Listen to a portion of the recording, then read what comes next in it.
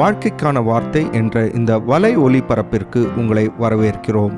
இது ஆதியாகமம் முதல் வெளிப்படுத்துதல் வரை முழு வேதாகமத்தையும் உள்ளடக்கிய ஒரு தினசரி தியானமாகும். யோசுவா 22ஆம் அதிகாரத்தில் இஸ்ரவேலின் ரூபன் கோத்திரத்தார், காத் கோத்திரத்தார், இன்னும் மனாசேயின் பாதி கோத்திரத்தார் என்ன செய்தார்கள் என்று நாம் படிக்கின்றோம். இந்த ரூபன், காத், மனாசேயின் பாதி கோத்திரத்தாரை 1ஆம் வசனத்திலிருந்து வாசிக்கும்போது இந்த ரூபன், காத், மனாசேயின் பாதி கோத்திரத்தாரை யோசுவா பாராட்டுகின்றதை பார்க்கின்றோம். அதாவது முற்காலங்களிலே மோசே இந்த 2.5 கோத்திரங்களுக்கு யோர்தானுக்கு அப்புறத்திலேயே நிலங்களையும் சுதந்திரங்களையும் கொடுத்து விட்டார். ஆனால் அதே நேரத்தில் மோசே அவர்களை பார்த்து, நிச்சயமாக மற்ற இஸ்ரவேல் கோத்திரங்களோடு கூட இவர்கள் யோர்தானை கடந்து கானானுக்குள் வந்து மற்ற இஸ்ரவேல் கோத்திரங்களுக்கும் உதவி செய்ய வேண்டும், அவர்கள் நிலங்களை சுதந்திரிக்கின்ற வரைக்கும் அங்கே வந்து இருக்க வேண்டும் என்று சொல்லி மோசே அவர்களுக்கு கட்டளையிட்டிருந்தார். இப்பொழுது அவர்கள் அதே வண்ணமாக யோர்தானை கடந்து வந்து இஸ்ரவேல் ஜனங்கள் எல்லா நிலங்களையும் சுதந்திரித்து கொள்ளும் வரைக்கும் இருந்ததை யோசுவா பாராட்டுகின்றார். 3ஆம் வசனத்தில் நாம் வாசிக்கிறோம், நீங்கள் இதுவரைக்கும் அநேக நாளாக உங்கள் சகோதரரை கைவிடாமல் உங்கள் தேவனாகிய கர்த்தருடைய கட்டளையை காத்து கொண்டு நடந்தீர்கள் என்று படிக்கின்றோம். ஆகவே யோசுவா இப்பொழுது அவர்களை ஆசீர்வதித்து அவர்களுடைய சொந்த இடமாகிய யோர்தானுக்கு அப்புறத்திற்கு அவர்கள் போகும்படியாக அனுமதிக்கின்றார். அவர்களும் ரூபன், காத், மனாசேயின் பாதி கோத்திரத்தார் இப்பொழுது யோர்தானை கடந்து அவர்களுடைய எல்லைகளுக்கு போகின்றார்கள். ஆனால் 10ஆம் வசனத்தை வாசிக்கும்போது, கானான் தேசத்தில் இருக்கிற யோர்தான் எல்லைகளுக்கு அவர்கள் வந்தபோது ரூபன் புத்திரரும் காத் புத்திரரும் மனாசேயின் பாதி கோத்திரத்தாரும் அங்கே யோர்தானின் ஓரத்தில் பார்வைக்கு பெரிதான ஒரு பலிபீடத்தை கட்டினார்கள் என்று வாசிக்கின்றோம். இதை கானான் தேசத்தில் இருந்த இஸ்ரவேல் ஜனங்கள் கேள்விப்படுகின்றார்கள். அவர்கள் கேள்விப்பட்ட போது 12ஆம் வசனம் சொல்லுகின்றது, இஸ்ரவேல் புத்திரரின் சபையார் எல்லாரும் அவர்களுக்கு விரோதமாக யுத்தம் பண்ணும்படி சீலோவிலே கூடினார்கள் என்று பார்க்கின்றோம். அதாவது இந்த 2.5 கோத்திரத்தார் கர்த்தருக்கு விரோதமாக பலியிடும்படியாக ஒரு பலிபீடத்தை கட்டிவிட்டார்களே என்று இஸ்ரவேல் ஜனங்கள் கோபப்படுகின்றார்கள். பாருங்கள், கர்த்தரை ஆராதிப்பதற்கும் பலி செலுத்துவதற்கும் கானான் தேசத்தில் ஏற்கனவே ஆசரிப்பு கூடாரமும் அங்கே பலிபீடமும் ஆசாரியர்களும் இருக்கின்றார்கள். ஆகவே இன்னொரு பலிபீடத்தை இந்த காத், ரூபன், மனாசேயின் பாதி கோத்திரத்தார் கட்டிவிட்டார்கள் என்று தெரிந்தவுடனே கானான் தேசத்தில் இருக்கும் இஸ்ரவேல் மக்கள் பயந்து போகின்றார்கள். ஏனென்றால் ஏற்கனவே பொன்னாலான கன்றுக்குட்டியை உருவாக்கியும் இன்னும் மோவாபிய பெண்களால் வந்த விக்கிரகாராதனையும் குறித்து ஆண்டவர் எவ்வளவாய் அவர்களை தண்டித்தார் என்பதை அவர் நினைத்து பயப்படுகின்றார்கள். ஆனால் ஒரு பக்கம் யுத்தத்திற்கு அவர்கள் ஆயத்தம் பண்ணினாலும் யுத்தம் செய்யும் முன்பதாக இஸ்ரவேல் ஜனங்கள் இந்த 2.5 கோத்திரத்தாரோடு பேசும்படியாக பினெகாசையும் இன்னும் மற்ற தலைவர்களையும் அனுப்பி வைக்கின்றார்கள். பினெகாசும் இந்த மற்ற இஸ்ரவேல் தலைவர்களும் இந்த 2.5 கோத்திரத்தோடு பேசும்படியாய் வந்தபோது ரூபன், காத், மனாசேயின் பாதி கோத்திரத்தார் நல்ல ஒரு விளக்கத்தை அவர்களுக்கு கொடுக்கின்றார்கள்.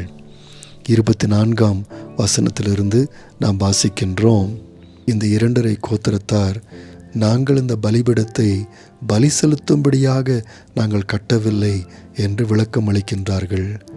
மாறாக பிற்காலத்தில் கானானில் இருக்கும் இஸ்ரவேல் சந்ததியார் இந்த 2.5 கோத்திரத்தாரை பார்த்து நீங்கள் வேறே நாங்கள் வேறே என்று சொல்வார்களோ என்று நாங்கள் நினைத்தோம்.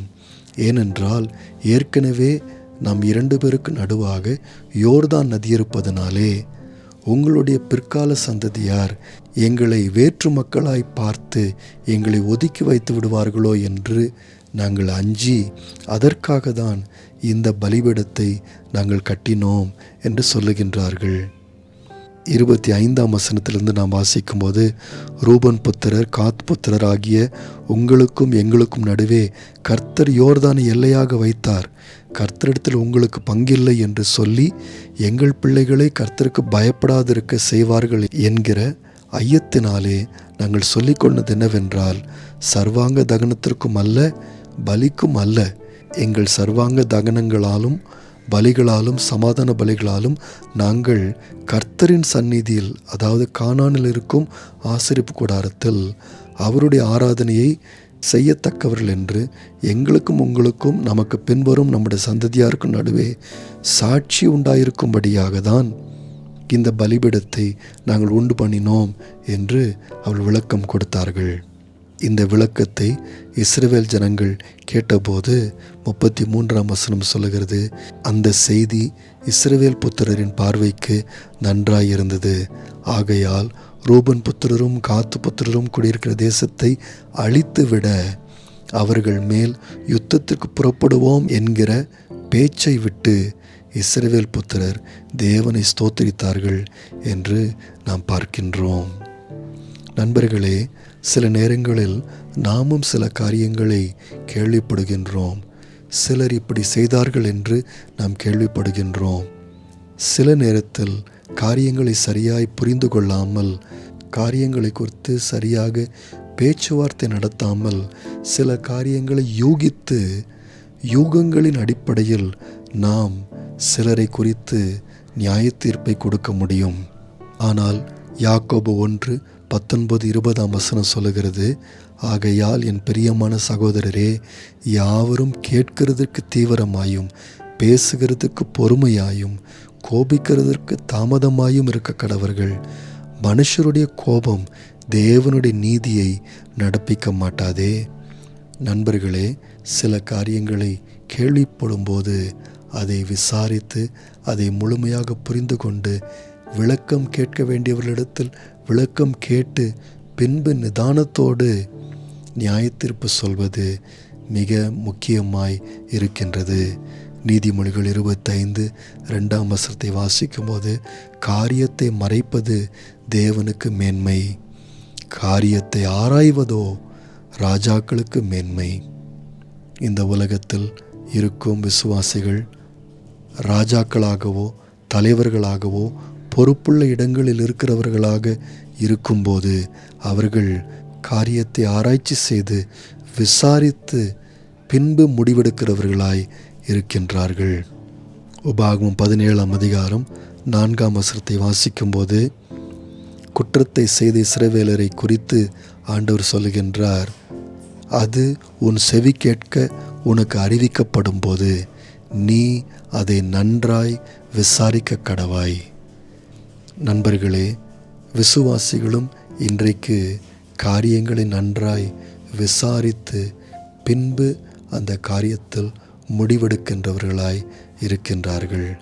அவசரப்பட்டோ சில காரியங்களை யூகித்தோ காரியங்களை செய்யாமல் கர்த்தர் கொடுக்கின்ற ஞானத்தின்படி காரியங்களை முழுமையாக தீர்க்கமாக கண்டறிந்து பின்பு அந்த காரியங்களில் முக்கியமான தீர்மானங்களை எடுக்கின்றார்கள்.